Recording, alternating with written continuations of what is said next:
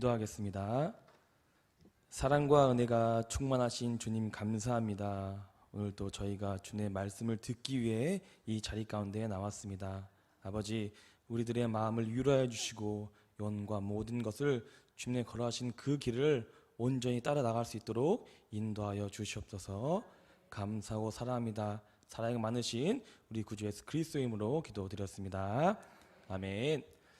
오늘도 주님의 말씀을 듣기 위해 이 자리 가운데 나오신 성도님들 사랑하고 많이 축복합니다. 오늘 말씀 속에 주님이 주시는 사랑을 느끼고 은혜를 경험함으로써 주님이 걸어가신 그 길을 굳건히 따라가기를 간절히 소망하겠습니다. 우리 먼저 함께 인사하도록 하겠습니다. 오늘도 주님의 은혜를 경험합시다. 감사합니다. 세계 일주를 하고 있는 부자가 있었습니다. 많은 곳을 다니다가 이번에는 아버지와 아들이 사막을 여행하게 되었습니다. 사막은 불덩어리 같이 뜨거웠고 갈 길은 멀었고 몸은 천근만근이 되었습니다. 뜨거운 햇빛과 목마름을 견디지 못한 아들은 아버지에게 이렇게 말했습니다. 아버지, 저는 더 이상 걷지 못하겠습니다. 목은 마르고 몸은 지쳤고 그래서 너무너무 힘들어 죽을 지경입니다. 그러자 아버지는 아들을 격려하며 이렇게 말했습니다. 아들아, 그렇지만 끝까지 가봐야 하지 않겠니? 조금만 더 가면 사람이 사는 마을을 발견할 수 있을 거야. 아들은 아버지의 말씀을 따라 아버지와 함께 계속 묵묵히 걸어왔습니다. 아버지는 계속 옆에서 아들을 다독였지만 이미 아들은 절망 속에 빠져 있었습니다. 그렇게 몇 분을 걷다가 아버지와 아들은 길가에 있는 무덤 하나를 발견했습니다. 이를 본 아들은 놀라서 이렇게 말했습니다. 저것 보세요. 아버지, 저 사람도 우리처럼 힘들고 지쳐서 마침내 죽고 말았습니다. 아들은 너무 낙심해 고개를 푹 수그려 드렸습니다. 그래서 아들은 아무런 힘도 의욕도 없어서 그 자리에 털썩 주저앉으며 한숨을 크게 내쉬었습니다. 그러자 아버지는 아들의 어깨에 손을 얹으며 조용히 말했습니다. 아니란다 아들아, 무덤이 여기에 있다는 것은 곧 희망이 있다는 거란다. 여기서 멀지 않는 곳에 마을이 있을 것이다. 왜냐하면 사람이 없는 곳에는 무덤도 없기 때문이란다. 결국 아버지와 아들은 가까운 곳에 마을을 발견하였고 그 마을에 목도 축이고 몸도 마음도 회복한 후에 계속 즐거운 세계여행을 할 수 있게 되었습니다. 아들은 무덤이라는 것에 좌절을 했지만 그 무덤은 좌절이 아닌 새로운 희망과 회복이었습니다. 독일의 작가 에른스트 블로우는 인간은 끊임없이 희망을 품는 존재라고 말하였습니다. 인간에게 극한 상황이 있을지라도 인내와 용기를 가질 수 있게 된다면 그것은 그들에게 모든 희망을 줄 수 있다는 것입니다. 인간에게 희망이 있는 한 어떠한 시련도 기꺼이 견뎌낼 수 있다는 것입니다. 그러므로 희망이 없는 사람에게는 열정과 미래도 없다고 합니다. 희망이 없으면 삶의 목표도 없기 때문에 일시적인 쾌락만 추구하여 방랑과 타락을 일삼거나 절망적인 삶 속에 인생을 포기하게 될 것입니다. 이러한 삶을 반복하는 자들은 순간적으로 기쁨은 얻을지라도 영구적으로는 그러한 기쁨을 오래 느끼지 못한다고 합니다. 이렇듯 우리 인간에게는 희망은 필요한 것을 넘어 반드시 존재해야만 하는 것입니다. 희망을 통해 힘듦을 극복하고 그 극복을 넘어서 우리가 한 단계 성숙하여 성장해야 한다는 것입니다. 오늘 본문 예레미야 23장에도 비슷한 이야기가 나오고 있습니다. 예레미야 23장은 여호와의 심판 후 새로운 목자 그리고 미래의 왕에 대해서 우리들에게 말하고 있습니다. 본문으로 들어가기 전 예레미야서에 대해서 먼저 알아봐야 합니다. 예레미야서는 유다가 바벨론에게 멸망하기 직전에 마지막 어두운 시대를 기록하고 있는 것입니다. 예레미야서는 예레미야가 하나님의 음성을 받고 그 말씀을 기록한 것이 바로 예레미야서입니다. 예레미야는 기원전 627년부터 부르심을 받고 예루살렘이 함락 직후인 586년까지 약 40년 동안 하나님의 말씀을 선포하고 기록하였습니다. 그는 모세처럼 40년간 하나님의 말씀을 대언하였고, 예레미야는 유다가 하나님의 우상을 저버리고 하나님의 우상을 숭배하여 불의를 행한 죄에 대하여 하나님의 징계가 있을 것이라고 예언을 하였습니다. 그러나 우리 하나님께서는 유다가 70년 만에 포로 생활을 마치고 돌아올 것과 유다를 회복시킬 것을 말씀하셨습니다. 오늘 본문 23장 바로 전인 예레미야 22장은 왕과 신하, 백성으로 대상들을 특정하고 그들에게 자신들과 다른 그들의 이방인과 고아와 과부를 학대하지 말고 공의와 정의를 행하라고 말하고 있습니다. 하지만 이들은 주님께서 말씀하신 모든 것을 무시한 채 공평과 정의를 실천하지 않고 억압하는 자들의 손에 고통받는 사람을 구해주지 않으며 외국인과 고아와 과부를 괴롭히며 학대하며 무죄한 사람의 피를 흘리게 하였습니다. 이후 23장을 통해 모두 심판하셨고 우리는 본문을 통해 알 수 있습니다. 본문 1절과 2절을 함께 읽겠습니다. 1절입니다. 여호와의 말씀이니라 내 목장의 양떼를 멸하며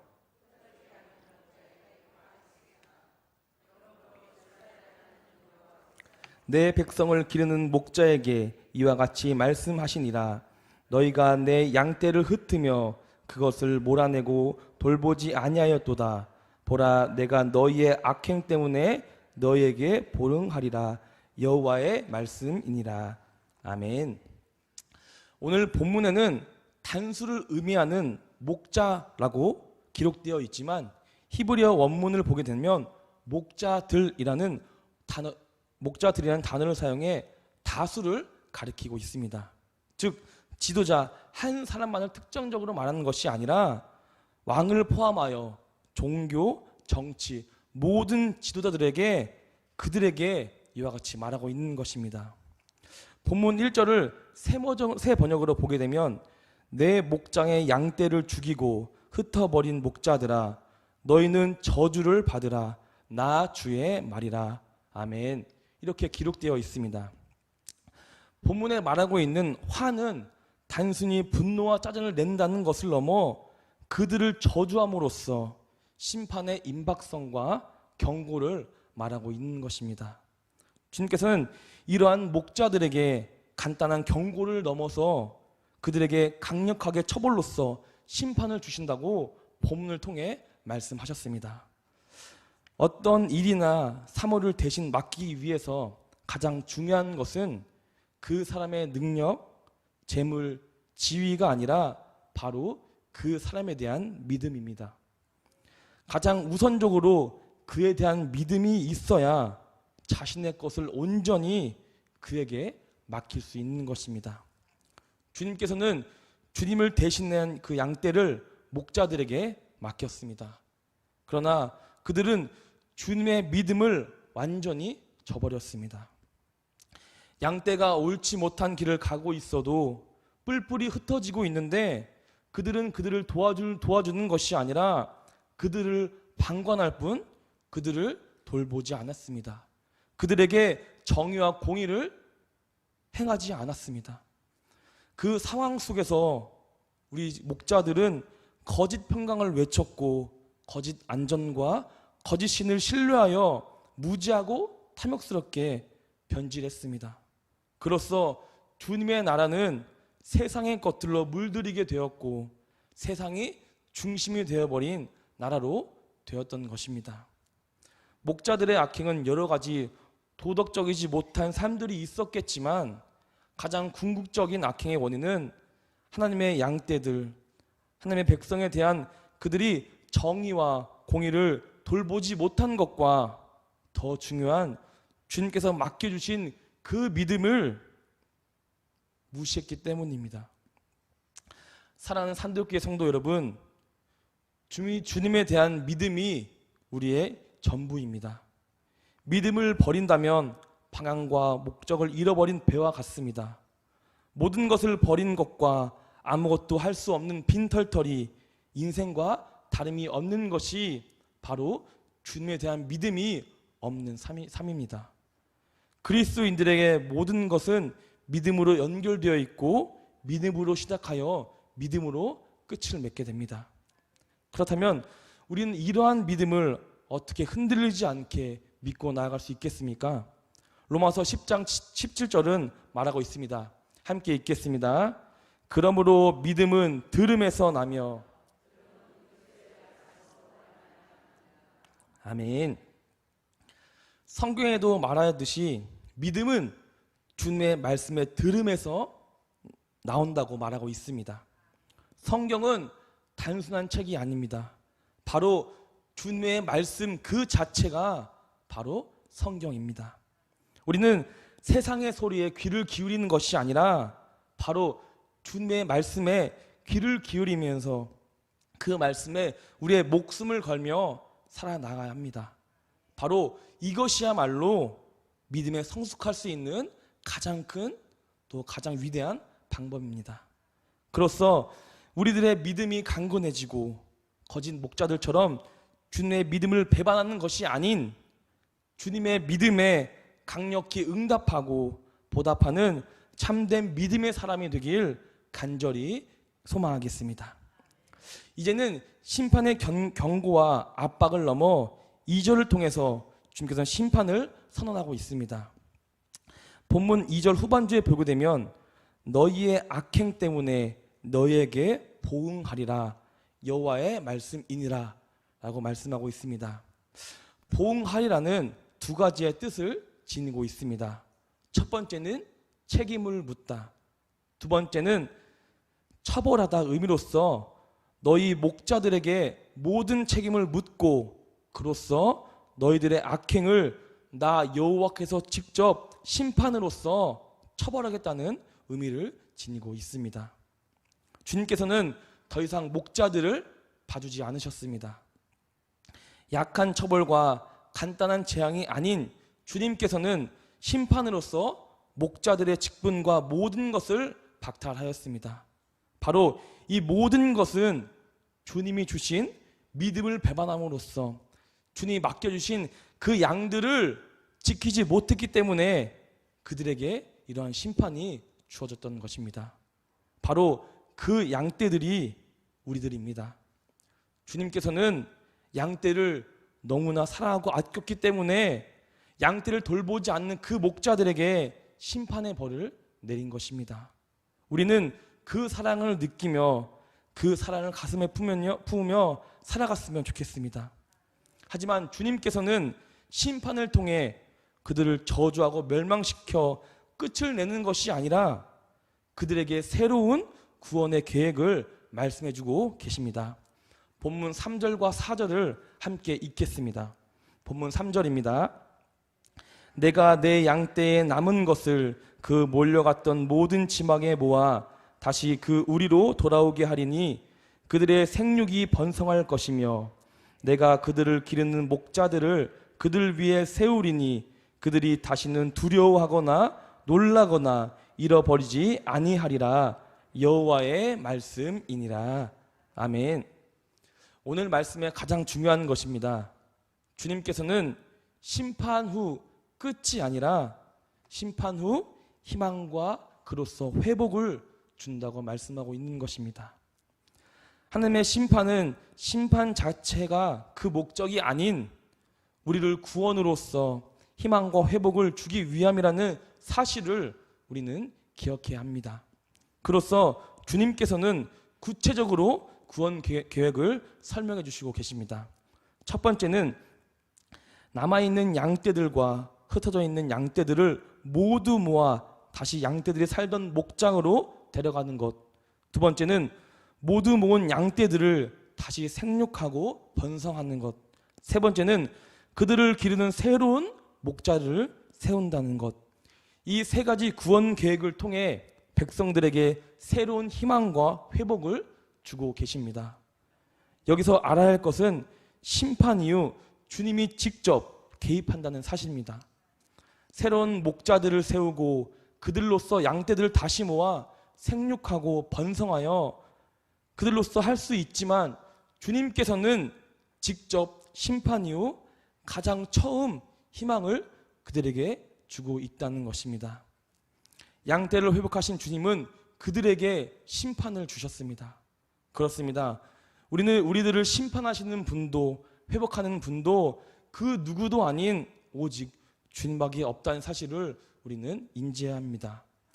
나를 심판하고 나를 회복할 수 있는 것은 세상의 것이 아닌 오직 그리스도 예수밖에 없다는 사실을 믿고 기억하며 우리는 살아나가야 합니다. 이후 주님께서는 그냥 목자로 말씀하시지 않고 그들을 기르는 목자로 양떼들을 세우셨습니다.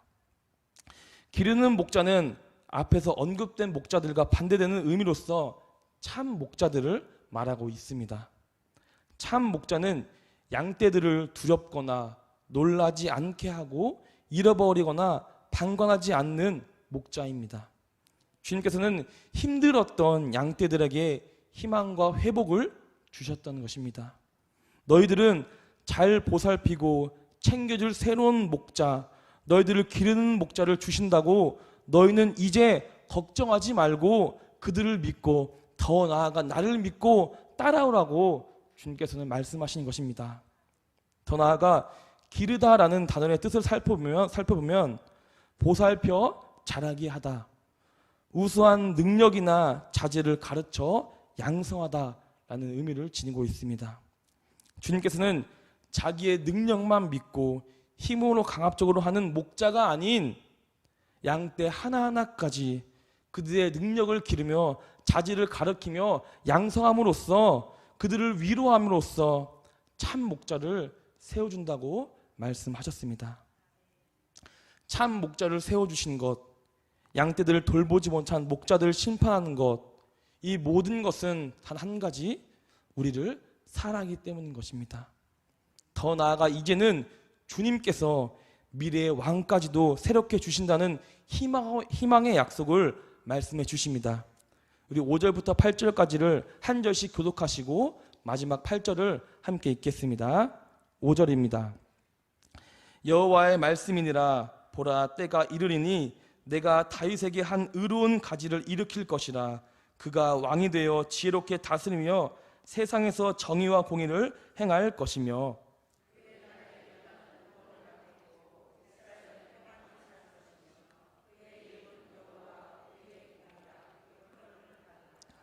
그러므로 여호와의 말씀이니라. 보라, 날이 이르리니 그들이 다신 이스라엘 자손을 애굽 땅에서 인도하여 내신 여호와의 사심으로 맹세하지 아니하고, 함께 읽겠습니다. 이스라엘 집 자손을 북쪽 땅 그 모든 쫓겨났던 나라에서 인도하여 내신 여호와의 사심으로 맹세할 것이며 그들이 살리라 하시니라. 아멘. 또다시 새로운 약속이 언급되고 있습니다. 다윗에게 한 의로운 가지를 일으킬 것이며 그는 왕이 되어 세상을 다스릴 것이라고 말하고 있습니다. 이사야서에 보게 되면 이새의 줄기에서 한 싹이 나며 그 뿌리에 한 가지가 나서 라고 말하고 있습니다. 예레미야에서는 한 가지가 다윗에서부터 나온다고 말하는 것을 우리는 알 수 있습니다. 더욱이 예레미야 22장 마지막에는 그의 자손 중에 형통하여 다윗의 왕위에 앉아 유다를 다스릴 사람이 없을 것임이라 라고 선포의 말씀이 기록되고 있습니다. 새로운 왕은 힘으로 통치하지 않고 지혜롭게 하며 주님이 주신 정의와 공의로서 행하며 그 양떼들을 다스릴 것입니다. 더욱이 그것은 양떼를 다스리는 것을 넘어 온 세상을 주님의 이름으로써 다스릴 것입니다. 지금까지는 애굽에서 인도하여 내신 하나님의 이름으로 맹세하여 왔으나 이제는 새로운 출애굽으로 인도하신 하나님의 이름으로 맹세한다고 기록하고 있습니다. 우리도 이러한 고백을 해야 합니다. 심판 이후 주님께서 주신 희망과 회복을 기억하며 새로운 마음으로서, 새로운 믿음으로서 믿음의 고백을 선포하는 그리스도인들이 되어야 합니다. 주님께서 심판 이후 주신 희망과 회복을 지금 그 순간만 느끼는 것이 아니라 그 이후 모든 삶, 나의 모든 삶과 모든 인생에 주님으로부터 변화한다고 우리는 고백함으로써 나아가야 합니다. 사랑하는 산덕교회 성도 여러분, 우리의 잘못과 실수로 인해 우리들에게 심판이 있을 수 있습니다. 하지만 그 심판만 바라보는 것이 아니라, 그 심판만 바라봄으로써 좌절하고 낙담하는 것이 아니라 심판 이후에 새로운 희망으로서 우리에게 회복이 기다린다는 사실을 믿고 나아갔으면 좋겠습니다. 그 모든 것은 바로 단 한 가지, 우리를 그 누구보다 사랑하기 때문인 것입니다. 그렇기 때문에 주님이 주신 믿음을 더욱더 간구하며 그 믿음과 함께 우리들의 인생을 함께 걸어나가며 주님과 함께 살아가는 산덕교회 성도님 되기를 간절히 원하고 간절히 기도하겠습니다. 사랑과 은혜가 충만하신 주님 감사합니다. 오늘도 주님이 주시는 생명의 말씀을 듣게 해주심을 감사합니다. 주님, 어떠한 상황 속에서라도 주님이 우리를 믿겨주고 맡겨주신 그 믿음을 붙들고 살 수 있게 인도하여 주시옵소서. 세상의 물질과 지위와 욕심을 따지며 그 믿음을 버리는 것이 아니라 그 어떤 것이 와도 믿음을 간구하며 믿음을 붙잡고 살아갈 수 있는 산덕교회 성도님 되기를 주님께서 인도하여 주시옵소서. 그로써 우리들의 인생을 주님이 책임져 주시고 주님이 인도하여 주시고 주님이 보응하여 주시옵소서. 감사합니다. 사랑이 많으신 우리 구주 예수 그리스도의 이름으로 기도드렸습니다.